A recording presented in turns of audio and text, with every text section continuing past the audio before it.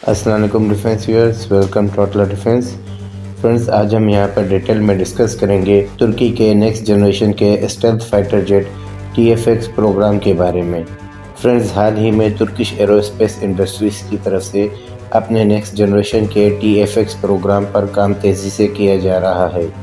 इसी TFX programme की तेज़ी के पेश नज़र ये क्लियरली देखा जा सकता है कि तुर्किश मिनिस्ट्री ऑफ डिफेंस कितनी डेडिकेटेड है इस TFX प्रोग्राम के तहत फाइटर जेट्स को इंडक्ट करने के लिए। और यहाँ पर ये TFX प्रोग्राम के तहत डेवलप किए जाने वाले स्टेल्थ फाइटर जेट इस पॉइंट इन टाइम तुर्की के लिए एक अहम ज़रूरत भी बन चुके हैं, क्योंकि अमेरिका से तुर्की को F-35 फाइटर जेट्स ना मिलने की वजह से तुर्किश एयरफोर्स के फ्यूचर एयर वारफेयर प्लानिंग और टैक्टिक्स को एक बहुत बड़ा धचका मिला है। और इसके अलावा तुर्किश एयरफोर्स की मौजूदा फ्लीट में 250 के नंबर में F-16 फाइटर जेट्स जो कि 30 ईयर्स ओल्ड हैं, इनमें कई इंडिजिनस मॉडिफिकेशंस और अपग्रेड्स किए गए हैं, लेकिन फिर भी इनके एयरफ्रेम्स इतने पुराने हैं कि ग्रीक एयरफोर्स में मौजूदा नए राफेल फाइटर जेट्स का मुकाबला करने के ये काबिल नहीं। लेकिन ये तुर्किश एयरफोर्स के मौजूदा अपग्रेडेड F-16 इतने काबिल ज़रूर हैं कि ग्रीक एयरफोर्स के F-16 और मिराज फाइटर जेट्स को ये एयर वारफेयर में काफ़ी कड़ी टक्कर देने के काबिल हैं। लेकिन फ्रेंड्स, यहाँ पर इसके पेश नज़र ग्रीक एयरफोर्स अपनी एयरफोर्स फ्लीट में तेज़ी से 4.5 जनरेशन के राफेल फाइटर जेट्स के साथ साथ फ्यूचर में 5th जनरेशन के F-35 फाइटर जेट्स को अपनी फ्लीट में शामिल करने जा रही है, जिसकी वजह से एयर वारफेयर का बैलेंस ऑफ पावर और एयर सुपीरियरिटी ग्रीस की तरफ शिफ्ट हो सकती है। और तुर्की यहाँ कभी नहीं चाहेगा कि उसका arch rival Greece Turkish air space में एयर सुपीरियरिटी कायम कर सके।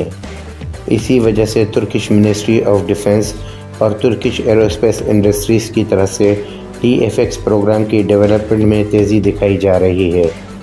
और यहाँ पर इस TFX प्रोग्राम में डेवलप किए जाने वाले फाइटर जेट की एक पिक्चर निकल के सामने आई है, जिसमें ये क्लियरली देखा जा सकता है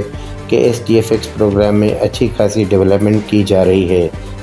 इस पिक्चर में दिखाई जाने वाली डेवलपमेंट की प्रोग्रेस को ये देखकर कहा जा सकता है कि बाय द ईयर 2023 के एंड तक इन फाइटर जेट्स को फाइनली रोल आउट किया जा सकता है। फ्रेंड्स, यहाँ पर अगर रिसेंटली अनवील की गई पिक्चर में दिखाए जाने वाले फाइटर जेट की डिज़ाइन को इनिशियली TFX प्रोग्राम में दिखाए जाने वाले डिज़ाइन के साथ कंपेयर किया जाए तो इनमें काफ़ी अच्छा खासा डिफरेंस देखा जा सकता है। इन दोनों ही डिज़ाइन में अगर वाज़ेह डिफरेंस देखा जाए तो हमारे ख्याल से इन रिसेंटली अनवील की गई पिक्चर्स में इन फाइटर जेट्स के नोज़ कोन को रीडिज़ाइन किया गया है।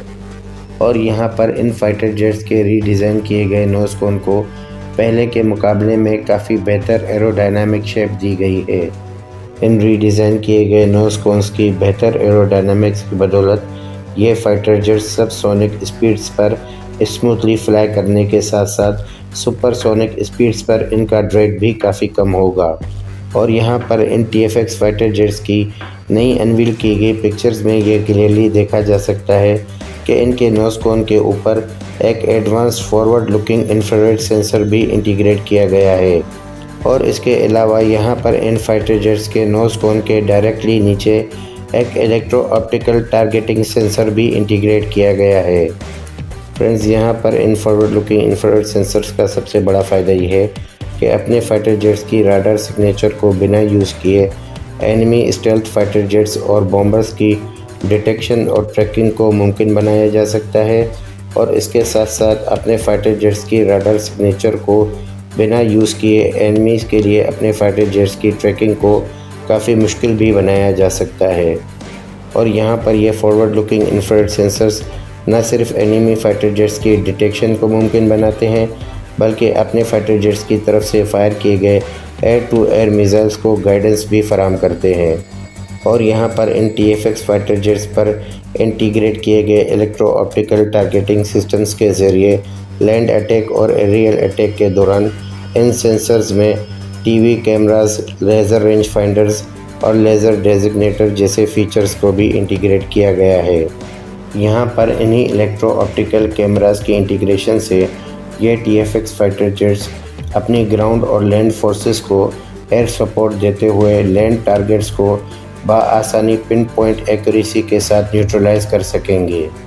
और यहाँ पर in light weight electro optical sensors का सबसे बड़ा फ़ायदा ये होगा कि इन फाइटर जेट्स को एनिमीज़ को टारगेट करने के लिए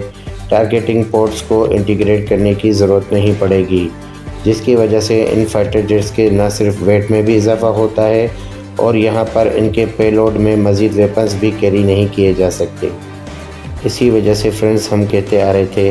कि पाकिस्तान एयरफोर्स की तरफ से नए डेवलप किए गए JF-17 ब्लॉक 3 में at least light weight electro optical cameras और IRIST forward looking infrared sensors को इंटीग्रेट किया जाए ताकि heavy weight infrared targeting ports को कैरी करने की ज़रूरत ना पड़े। और फ्रेंड्स यहाँ पर इन नई पिक्चर्स में क्लियरली ये देखा जा सकता है कि पुराने दिखाए गए डिज़ाइन के मुकाबले में इन फाइटर जेट्स के एयर इनटेक्स को रीडिज़ाइन करते हुए बेहतर RCS डिज़ाइन पर डिज़ाइन किया गया है। और फ्रेंड्स यहाँ पर इन फाइटर जेट्स के पहले के मुकाबले में रीडिज़ाइन किए गए ये एयर इनटेक्स काफ़ी बेहतर और स्मूथ दिखाई दे रहे हैं और यकीनी तौर पर इनके RCS को भी कम रखा गया होगा। बाकी यहाँ पर इस पिक्चर में ये भी देखा जा सकता है कि इनकी कैनोपी फ्रंट से खुलती है, जो कि आमतौर पर आजकल के तमाम 5th जनरेशन के फाइटर जेट्स कैनोपी ऐसे ही डिज़ाइन की जाती है। बाकी यहाँ पर इन TFX फाइटर जेट्स की पिक्चर में क्लियरली इन फाइटर जेट्स के वेपन्स पैकेज को भी दिखाया गया है, जिसमें आउटस्टैंडिंग सोम क्रूज़ मिसाइल्स भी देखा जा सकता है। बाकी इसके अलावा ये तुर्की के इंडिजिनस बिल्ड गोक्तुक फैमिली के एयर टू एयर मिसाइल्स के तमाम वेरिएंट्स को भी फायर करने की सलाहियत रखेंगे। और इसके अलावा ये फाइटर जेट्स अनगाइडेड बॉम्ब्स के साथ साथ फ्यूचर में यकीनी तौर पर तुर्किश एयरफोर्स इन पर एंटी शिप क्रूज़ मिसाइल्स और एंटी शिप मिसाइल्स को फायर करने की सलाहियत को भी इंटीग्रेट करेगी। और फ्रेंड्स यहाँ पर इन फाइटर जेट्स को पावर करने के लिए इनिशियली इन फाइटर जेट्स में जनरल इलेक्ट्रिक के F110 इंजन्स इंटीग्रेट किए जाएंगे, जो कि तुर्किश F-16 फाइटर जेट्स में भी यूज़ किए जाते हैं और लोकली तुर्की की तरफ से इनकी मैन्युफैक्चरिंग तुर्की में भी की जाती है। बाकी फ्यूचर में तुर्की की तरफ से प्लान किया गया है कि इनकी तरफ से ज़्यादा पावरफुल डेवलप किया गया इंजन जैसे ही मैच्योर होता है, इनको F110 इंजन्स के साथ इन TFX फाइटर जेट्स में रिप्लेस किया जाएगा। लेकिन फ्रेंड्स यहाँ पर तुर्की को इस चीज़ की दाद तो देनी पड़ेगी कि बिना किसी एक्सपर्टीज़ और एक्सपीरियंस और बिना किसी आउटसाइड हेल्प के बगैर तुर्की तन्हा अकेले इन फाइटर जेट्स की डेवलपमेंट के काम में तेज़ी दिखा रहा है। फ्रेंड्स इसी सारे सिनेरियो के पेश नज़र देखा जाए तो तुर्की की research and development, Turkish scientist और इंजीनियर्स और तुर्की की तमाम डिफेंस इंडस्ट्री पर अगर तुर्किश गवर्नमेंट की तरफ से किसी भी वेपन की डेवलपमेंट का प्रेशर डाला जाता है तो ये इतने कैपेबल हैं, वो उस वेपन को अपनी टाइमलाइन में मुकम्मल कर डिलीवर करने की पूरी सलाहियत रखते हैं। फ्रेंड्स इसका सबूत पास्ट में भी देखा जा सकता है, जब अमेरिका की तरफ से तुर्की को MQ-9B ड्रोन्स की फराहमी से इनकार किया गया तो तुर्किश गवर्नमेंट की तरफ से अपनी डिफेंस इंडस्ट्री पर प्रेशर डाला गया कि वो इंडिजिनसली बिल्ड UAVs और ड्रोन्स डेवलप करें और तुर्किश गवर्नमेंट इस असना में तुर्किश डिफेंस इंडस्ट्री की भरपूर मदद करेगी। फ्रेंड्स उस दौर में तुर्किश डिफेंस इंडस्ट्रीज़ के पास किसी भी ड्रोन और UAV की मैन्युफैक्चरिंग, डेवलपमेंट और प्रोडक्शन की कोई भी एक्सपीरियंस और एक्सपर्टीज़ हासिल न था और कोई भी आउटसाइड हेल्प हासिल न थी। फिर भी तुर्की की डिफेंस इंडस्ट्री की तरफ से ये चैलेंज कबूल किया गया। इसी सारी सिनेरियो के तहत तुर्किश डिफेंस इंडस्ट्रीज़ की तरफ से मुतारिफ़ कराए गए TB2 ड्रोन्स और अकिंची ड्रोन्स अपना लोहा पूरी दुनिया में मनवा चुके हैं और तुर्की की तरफ से फ्यूचर में नेक्स्ट जनरेशन के केज़लिमा, अक्सुंगर और TB3 ड्रोन्स भी मुतारिफ़ कराए जाएंगे। फ्रेंड्स इसी सारे सिनेरियो में देखा जाए तो तुर्किश डिफेंस इंडस्ट्री ने जब भी कोई चैलेंज लिया है तो उस वेपन को अपनी टाइमलाइन में मुकम्मल भी किया है। तो यकीनी तौर पर तुर्किश डिफेंस इंडस्ट्रीज़ अपने कॉन्ट्रैक्टर्स और वेंडर्स के साथ मिलकर TFX प्रोग्राम को न सिर्फ टाइमलाइन में मुकम्मल करेगी बल्कि एक इसको सक्सेसफुल प्रोजेक्ट भी बनाएगी। और यहाँ पर तुर्किश डिफेंस इंडस्ट्री वेंडर्स और कॉन्ट्रैक्टर्स की तरफ से इस प्रोग्राम की डेवलपमेंट में जो तेज़ी दिखाई जा रही है, यकीनी तौर पर यह काफ़ी इम्प्रेसिव है। बाकी फ्रेंड्स, यहाँ पर पाकिस्तान एयरफोर्स की तरफ से डेवलप किए जाने वाले प्रोजेक्ट अज़म के तहत 5th जनरेशन के फाइटर जेट की डेवलपमेंट के काम को एनालाइज किया जाए तो हमारे ख्याल से ये काफ़ी सुस्त रवि का शिकार है। हमारे ख्याल से पाकिस्तान को भी तुर्की के साथ TFX प्रोग्राम में शामिल होने की ज़रूरत है ताकि पाकिस्तान एयरफोर्स के 5th जनरेशन के प्रोस्पेक्ट में भी तेज़ी आ सके। तो फ्रेंड्स, इसी बात पर हम अपनी आज की वीडियो यहीं पर एंड करेंगे। होपफुली इन्फॉर्मेशन यहाँ तक क्लियर हुई हो। वीडियो पसंद आई हो तो सब्सक्राइब, शेयर और लाइक करना ना भूलिएगा। अपने ख्यालात का इज़हार कमेंट बॉक्स में ज़रूर कीजिएगा। अपनी दुआ में याद रखिएगा। अल्लाह हाफ़िज़।